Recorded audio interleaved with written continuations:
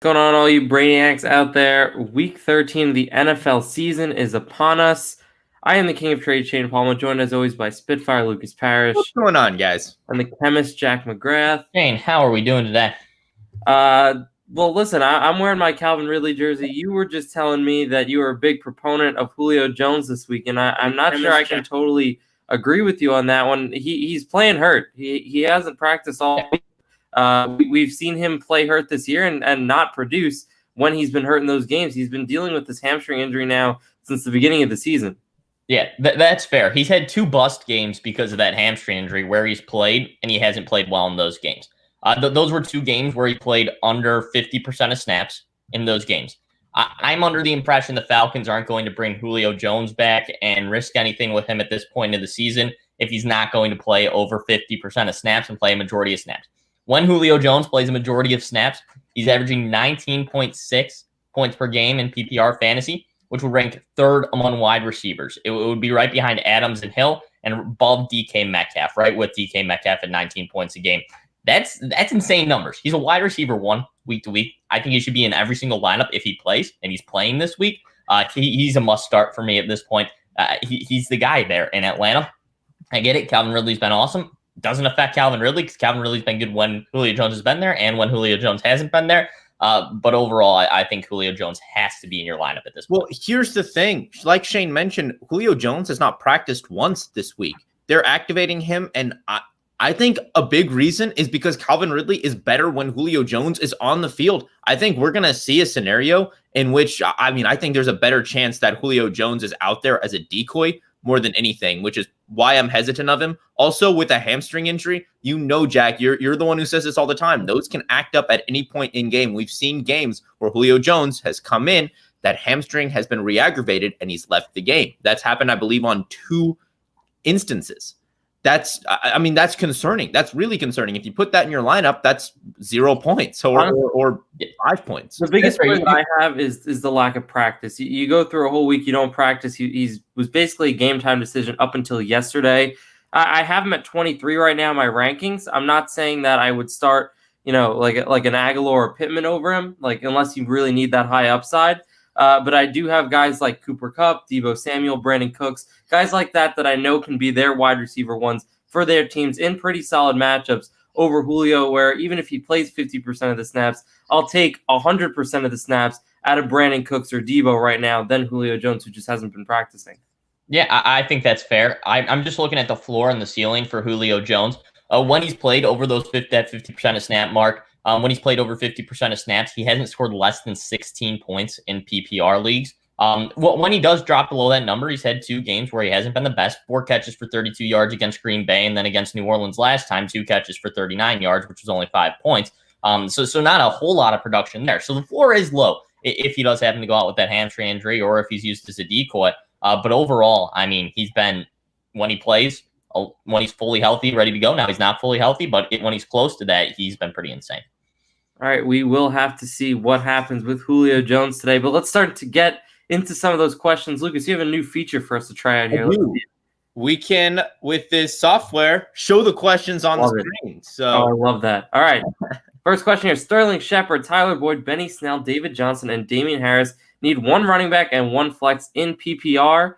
Right now, for my running back rankings, I've been switching everything around today. I know James Conner has just been ruled out for tomorrow's game against Washington. So I currently have Benny Snell at 19. Who are the other options there? I know you said Boyd, David Johnson, Damian Harris, and Sterling Shepard and Tyler Boyd. Benny Snell, I think, is absolutely the running back to start out of those guys. I've got him at 17. David Johnson, I have at 23. David Johnson's got a really, really tough matchup, so I don't love him this week. I think I'm going Benny Snell and Sterling Shepard, assuming Shepard plays. I think that's Colt McCoy. I think that's more of the question. Oh, that's a good point. You know what? Maybe Benny Snell and David Johnson. At least you get guaranteed touches there. With David Johnson, that's against Indianapolis, though. I really don't trust that matchup for him, especially first game coming back after we just saw Duke Johnson have probably what will be his best game of the year last week. And I just can't trust that offense as a whole against Indianapolis right now after Fuller went down. I'll go Shepard and I'll go Benny Snell as well. But I'm fine with Colt McCoy at quarterback. Daniel Jones was good, but it's not like he was an elite quarterback. There is a drop-off, but it's not as big as we think it would be. So I think that's a fine play. Sterling Shepard still. He's put up consistent numbers. Assuming it is PPR. Okay. It is PPR. I'm going to go Benny Snell and Damian Harris on this one. I have Harris one spot above David Johnson. Chargers defense has allowed 7 rushing touchdowns over the last 6 games. I'd have to think that with Harris still seeing majority of the snaps at running back for the Patriots, that he's going to get majority of the touches today, and I'll take that with Benny Snell. All right, moving on here. Next question, we have Austin Hooper, Alan Lazard, Marquise Brown, or Henry Ruggs in 2-flex PPR league. I'm going to go with Lazard, and, I really don't like Hollywood Brown. I don't, but could he go on a hot streak after having a touchdown? Nelson Aguilar is out. I would go Henry Ruggs. He's out? He's officially out? I thought he was fine. I think so. I thought so. Don't make it. You can't just drop that like that. All right. Give me a sec. I'm gonna pull it up, but I heard that Nelson Aguilar. Never mind. He's out. He didn't practice. He practiced on Friday. He got a full practice on Friday. He was off the injury report. He's fine. All right. Never mind then. Gosh, that's tough. I'll go Lazard in Hollywood. I will. Yeah, Lazard, I think is the guy I would definitely go with. I would probably go with Hollywood too. No matter what, you're taking a big risk. I'm gonna lean. Yeah, I guess I'll go the same. It's got to be Hollywood. Big playability is there, and same with Lazard. Lazard's the must start there. You have to start Lazard, but I'll go Hollywood too. Yep. All right, next question we got Flex, Kenyon Drake, Michael Pittman, DJ Chark. I got Drake at 15 this week. The touches have been there. The end zone looks have been there for him. I know this is a tough matchup against the Rams, but I think they're going to have to lean on him because, Kyler definitely still has a few problems with that shoulder. I know Drake's going to get 20-plus touches, and I'll take him this week. Well, here's the thing about Kenyon Drake is that, we were really low on him because he just wasn't seeing targets. He wasn't seeing receptions. All those were going to Chase Edmonds. The last 2 weeks, he has had season highs in receptions, back-to-back weeks. Kenyon Drake, when you start seeing the receptions, Kenyon Drake becomes a workhorse back. Kenyon Drake, we've seen, can break off from massive touchdown runs. So absolutely, Kenyon Drake is who you're going with there. 16 carries, 11 carries, then 22 carries in his last 3 games after coming back from injury. He's got the volume. Love that, especially in that offense. Keep going with Kenyon Drake. All right, next question here. Big Ben, Phillip Rivers, Jared Goff, Mitch Trubisky, Cam Newton. I saw something earlier this week saying that Trubisky in all the games against the Lions that he's played, he's thrown at least 3 touchdown passes, which is a very interesting stat. I still have Phillip Rivers right now at 10. I will stick with that. I love the matchup for him. I'll take Phillip Rivers on this one. I'll go Big Ben. I know the matchup's tough, but if you're not worried about the knee, he hasn't practiced. I'm not really worried. It's Big Ben for Pete's sake. I think he'll be okay. We've seen him come back into games injured before and produce like he's a stud because Hall of Fame quarterback. He's going to produce like that. I know it's a tough matchup, but if you look at Big Ben's production compared to these other quarterbacks, I think Rivers has the safest floor out of all those guys. I'll put it out there that way. I think Big Ben overall, looking at ceiling, looking at floor, he's the best option there. Phillip Rivers, if you want a safe option, if you know the rest of your lineup's really good and you can stick with a 15-point game from Phillip Rivers and with the potential for even a little bit more, he's not going to get you more than 25 though. Phillip Rivers is a great play this week. I think Big Ben's ceiling's a little bit higher, even though it's a tougher matchup. But the floor, I'll agree with you, Shane, just because of that knee injury is a little bit lower, but I'd still play Big Ben in my lineup. I've got Jared Goff as the highest of those guys. They're all very close. Jared Goff has actually been sneakily good this season. And the matchup is better for him than Big Ben there with Arizona, whose defense has been solid, but nothing fantastic. I think there's a solid chance this game is a shootout with the Cardinals offense that's so high scoring. Jared Goff, we've seen this season, has the potential to be a quarterback that plays in a shootout. He can produce week in and week out. He's got some of the best receivers in the game. I like Jared Goff this week. All righty, next question up. I have Nelson Aguilar, Devontae Parker, and Myles Gaskin. I need to give me both the Dolphins this week. Yep. I'm pretty sure. Do we know 100% of Tua starting? I think Tua is going to be starting today. Is he? I know he was a game time decision So it came out that he was going to be a game time decision a couple days ago. He's still questionable, so he'll be a game time decision. Yeah, right now he's going to be the starter unless something happens in warmups, is what Ian Rappaport's reported as of this morning. So yeah, that's what I thought. Yeah, I'm still going to go I still like Parker. I think he's going to keep up that hot streak that he started last week, and I'll go Gaskin. No Ahmed, no Breida. Obviously, Howard's been gone. Gaskin's going to have 20-plus touches today. He's got this backfield almost to himself. Definitely Gaskin, I think, could be an RB1 this week, and I'll go Parker as a potential wide receiver one. Yep, all good with that. All right, next question here. PPR, pick a wide receiver and a flex. Sterling Shepard, Cole Beasley, and Frank Gore. I'll take Gore for the flex, 100%. And for wide receiver, I will go Sterling Shepard. Even if the Giants are going to be down in this game against the Seahawks and McCoy's at quarterback, I have to throw the ball. Shepard's going to get some targets. I'm going to go both the receivers here. I think it's got to be Shepard and Beasley. If you're looking at PPR, I know Cole Beasley's had 1 or 2 games where he hasn't been where he's been the rest of the year, but the target numbers are still there. In week 10 against Arizona, that was just 3 weeks ago, he had 13 targets, 11 catches, 109 yards. The production's been there. The ceiling's sky high for Cole Beasley, especially if John Brown's not playing. So I'm absolutely fine putting him in my lineup. I think he also has a really, really solid floor as well. Sterling Shepard, I think, double-digit points across the board when he's played. I think that's a solid play. I like Frank Gore. I get where you're coming from, Shane. I just think in PPR, he's not gaining enough receptions. Yeah, well, I don't know. The past 3 weeks, he's seen 2, 2, and 3. That's 3. Yeah, except I understand that, but Beasley has so much higher potential. And Frank Gore, when he's played, he's been decent recently, but when he played before and he's been gaining the touches, I don't want to overreact to the recent weeks when looking at getting touches. Adam Gase is in love with Frank Gore. He loves Frank Gore more than I do. Adam Gase does. P. Ryan's not there. This is Frank Gore's backfield. He came out yesterday, said he's comfortable giving Frank Gore all the touches that he needs. The Raiders are the 3rd worst defense against the run. Frank Gore is my boom of the week, but only because so many people are underrating him. I think he'll have 15-plus points. I know it's not a huge boom, but I think out of your flex spot or out of an RB2 spot, I think you're totally fine getting that. All right, so Frank Gore and Cole Beasley have both played every single game this year, basically. Cole Beasley has had 4 games total this year where he scored under double-digit points. 2 of those games he scored 9 points in. Frank Gore has had 3 games this year where he's actually scored over double-digit points. Every other game has been single-digit points. Now, 2 of those came the past 2 weeks, so I'll give you that. But overall, you can't trust consistent production from Frank Gore, and his ceiling's not nearly as high, not even close to as high as Cole Beasley. And I don't think the floor is there either for Frank Gore. Look, here's the thing. It depends on what you're looking for. If you're looking for a guy, I don't think Frank Gore is going to score lower than 10 points today. I really don't. If you're looking for a guy who's going to get you between 10 and 15 points, Frank Gore is your guy. If you're looking for players who can if you're looking for someone who can get you 20-plus points, Beasley's your guy. Shepard's the guy you have to start. I'm probably going to go with Shepard and Frank Gore on this one. But again, it depends on what you're looking for. You're looking for ceiling, go the receivers. If you're looking for just solid floor points that you're going to get, go Shepard and Gore. Last note, in PPR, Beasley's only scored under 9 points twice this entire year. Yeah, 2 of them have been like the last 4 games played. So if you're looking at floor 2, Beasley has that as well. I don't think it's fair to say Frank Gore has a no. But those games came in the last few weeks. Those are recent games. It's not like recency bias there. I'm just saying, calling you out.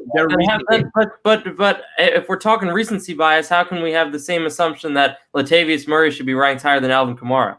That is 100% recency bias. Yeah, I think that's a different situation, though, because you looked at a very sudden change in that offense. You did. You looked at a very sudden change in the Jets offense running straight through Frank Gore. Yes. I mean, you're looking if you're looking for ceiling, go the receivers. If you're looking for floor, Shepard and Beasley. We're moving on now. We still have plenty of questions to get to. Yeah, sorry, Frank. I saw Frank Gore. I had to talk about him. I wrote him down just to talk about him on my list here. Start Julio Jones over Claypool at flex and bench Zeke for Dobbins. I have Tyreek Hill and Metcalf as my wide receivers. Yes, I would start Julio over Claypool. I do have Julio Jones in the beginning of the show. We talked a little bit about Julio. I do have Julio above Claypool right now, and I would bench Zeke for Dobbins. I think Dobbins, we were seeing, is on the precipice of a breakout.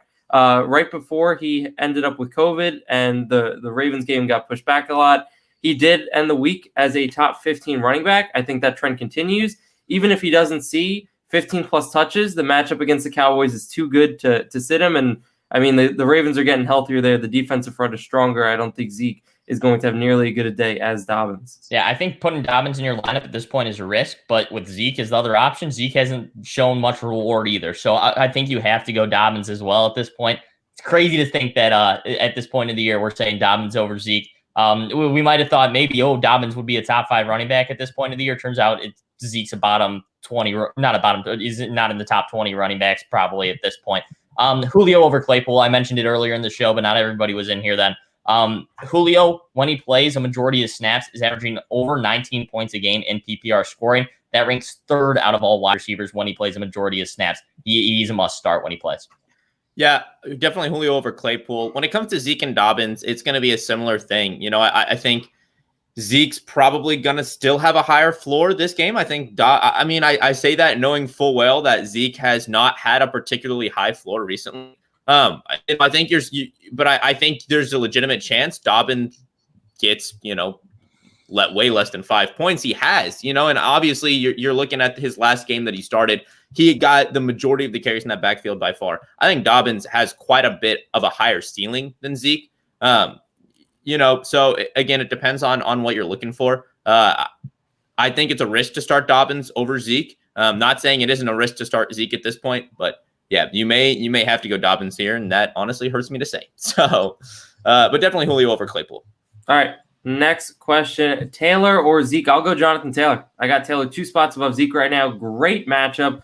If this is actually his backfield, he's going to prove it today. I'll take that. Yeah, that's my boom of the week right there, Jonathan Taylor. That matchup is so good, so juicy for him. And if they run the ball a lot, which they are going to do, and I expect the game script to be in the Colts' favor, and that means they'll be running the ball a whole lot, Jonathan Taylor is going to be the guy getting carries in that offense. I like Jonathan Taylor. But here's the thing. I don't think you can say that for sure. We've seen Jonathan Taylor disappear in recent weeks. Problem. Exactly, which is why I'm going to say Zeke. I'm going to say go with guaranteed touches. It's one of those things where, yes, we've seen Zeke in recent history get, 6 points, 8 points. Heck, last week he got 2 points.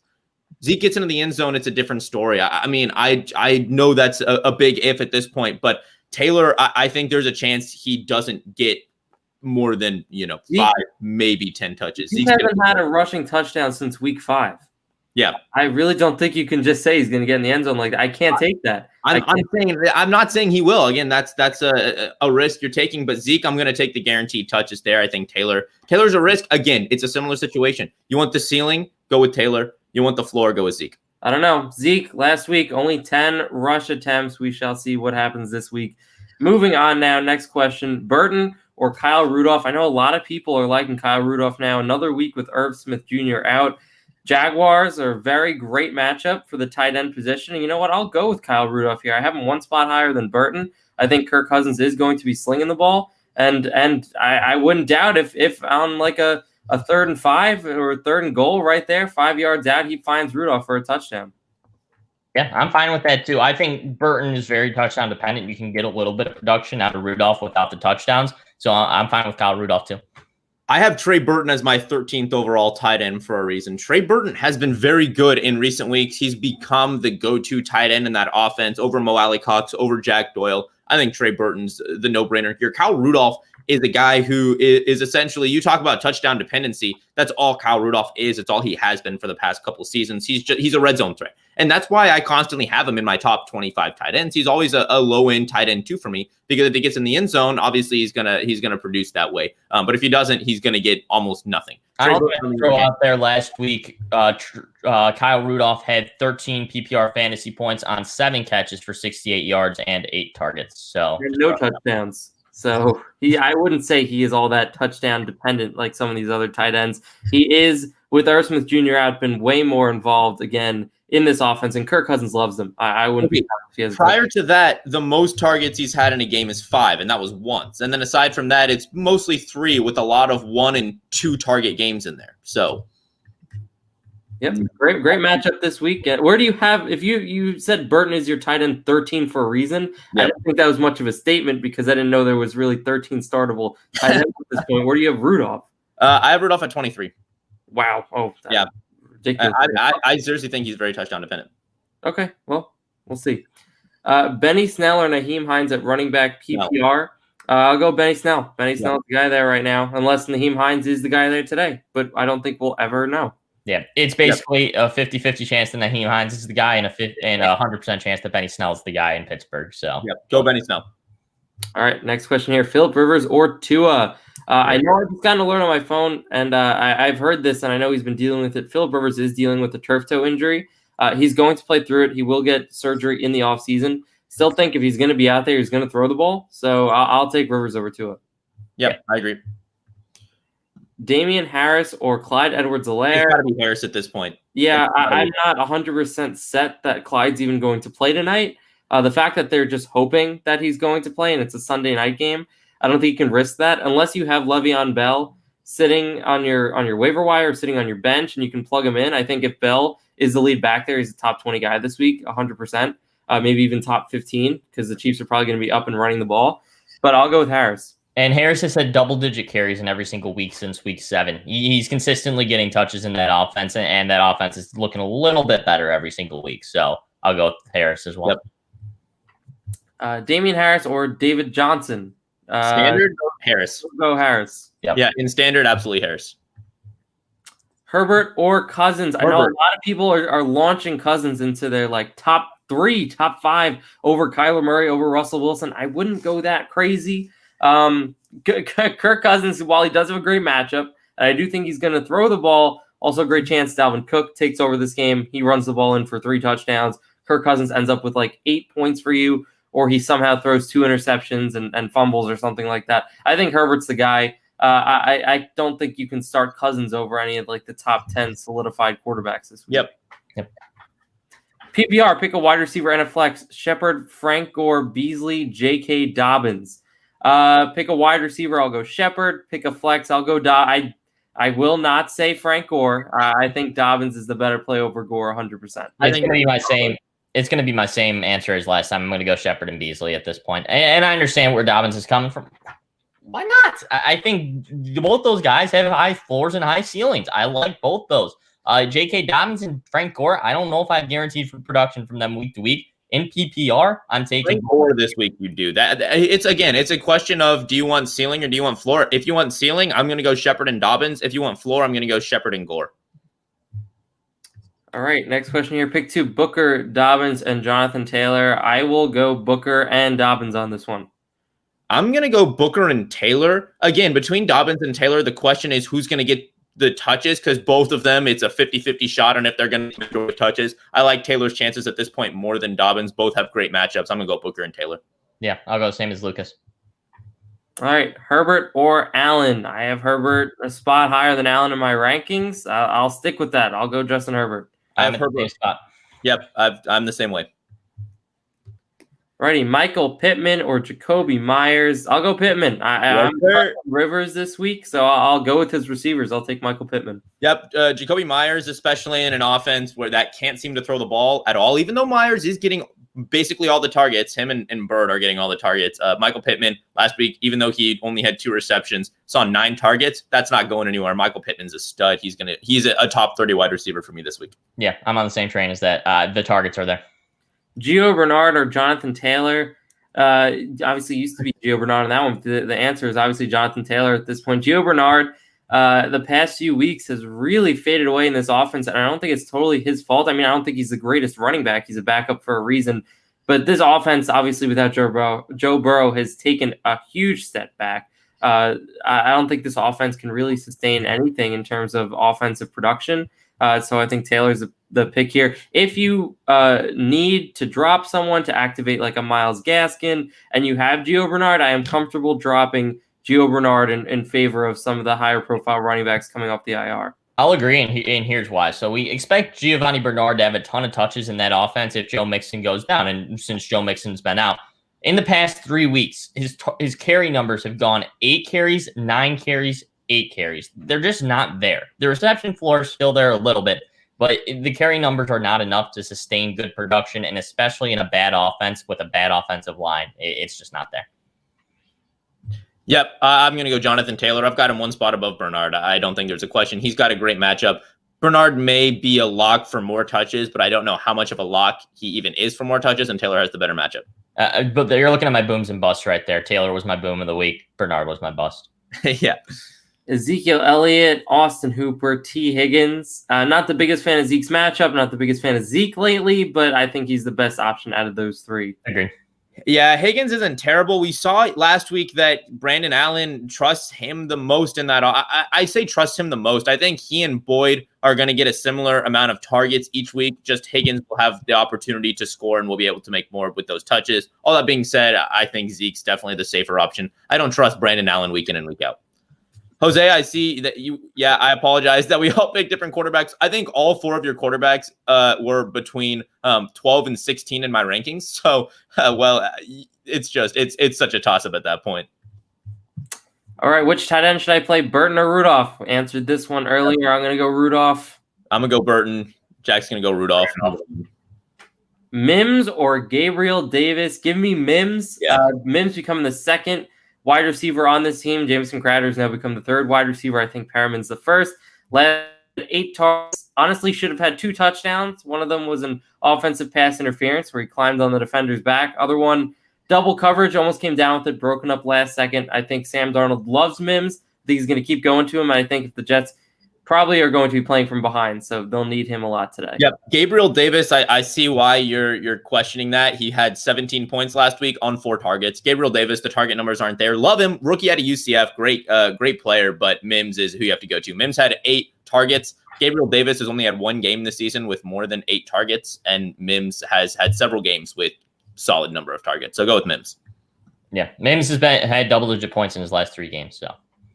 Gotta love it. Gotta love the Jets. Half PPR, need 2. Keenan Allen, Michael Thomas, Justin Jefferson, Adam Thielen, or Deontay Johnson. Wow. Allen and Thielen. I don't think there's a question. Yeah, no, I know. That's just a stacked wide receiving core right there. Yeah, Allen and obviously Adam Thielen. I'm Thielen's biggest fan, so I will say Adam Thielen. Yep. We got that one. Al Rudolph. Got you, Danny. Burton for me, but okay. Bench Kamara for Gaskin. Yes, not even a question. Not even a question. You are benching Kamara for Gaskin this week. I think Gaskin again has the potential to be an RB1 for that backfield all for himself. Kamara now has the backfield with Taysom Hill and Latavius Murray. So I can't, especially this week, if Kamara has another dud this week and Breeze is still not back, we're going to be benching Kamara for a lot more people next week. Yep. Yeah. Cam, Trubisky, or Tua. I'll go Cam. I know it's the up and down cycle, the roller coaster that no one wants to ride, but when you ride it and you get to the ups, you like the ups. I'll go with Cam this week. Yep. I guess I'll go Cam too. I'm thinking Trubisky, though, that matchup against the Lions, but still go with Cam. Hunter Henry or Dallas Goedert. I have Henry at 5 and Goddard at 6, so I think it's very close. I know a lot of people are worried about Zach Ertz coming back and how that's going to affect Dallas Goedert. I've said this to multiple people now. Richard Rodgers has been very involved in this offense because they use 2 tight ends. As Zach Ertz will slot right in where Richard Rodgers has been producing. Dallas Goedert will keep the same role that he has had over the past few weeks, and when he started the season, outproducing Ertz. Goddard is this team's tight end 1. I think he will remain the team's tight end 1. Still, Henry got 1 spot above him, like Henry this week. Yep. I'd go Hunter. I have Dallas Goedert 1 spot above Hunter Henry. It's close. It's very. You can't go wrong. I really don't think you can go wrong on this one. No, I'll go with Goddard. I'll trust my rankings, but it's very close. Yeah, I'm going to go with Goddard too. Just overall end zone potential, I think Goddard probably has a higher chance because there's so many red zone targets in that Chargers offense. You look at Allen, you look at the running back position. Now they have Eckler to dump it off to. That's why I'll go Goddard. Targets are there for Henry though. This was PPR. I might be changing my tune a little bit, but in standard, I'll go with Goddard. All right. I think we have time for one more question. One more question. Kareem Hunt or Jonathan Taylor, Kyle Rudolph, or Evan Ingram. I will go with Kareem Hunt. I have him a few spots higher than Jonathan Taylor. And in terms of the tight end position, Evan Ingram had a huge game last week. It's a shame that Daniel Jones went down and is not playing this week because we could have saw a lot from Ingram this week against the Seahawks. I will still go with Evan Ingram. I think Colt McCoy, they might run a different offense here. I think Evan Ingram could see a lot of looks today. Yeah, I'm good with that. I go with the same thing. I think Kareem Hunt and Jonathan Taylor, it's actually pretty close, but Kareem Hunt's guaranteed touches versus Jonathan Taylor. Is he going to get the backfield? Is he not going to get the backfield? That's too much of a question mark for me. So Kareem Hunt and Evan Ingram, who I'm going to go with. Hunt against Tennessee. Nyheim Hines had a really huge game against Tennessee last week, and so I'm thinking Kareem Hunt being a similar back, similar roles in that offense. I could see him having a pretty big week too. All right, that's going to do it for us here on YouTube for the Fantasy Football Laboratory. If you still have questions that we did not get to, download the Locker Room app. Join us over there. We're going to be there for a half an hour answering all of your start and sit questions heading into Week 13. For the chemist Jack McGrath, Spitfire Lucas Parrish, I am the king of trade, Shane Palma. Good luck, everyone, this week.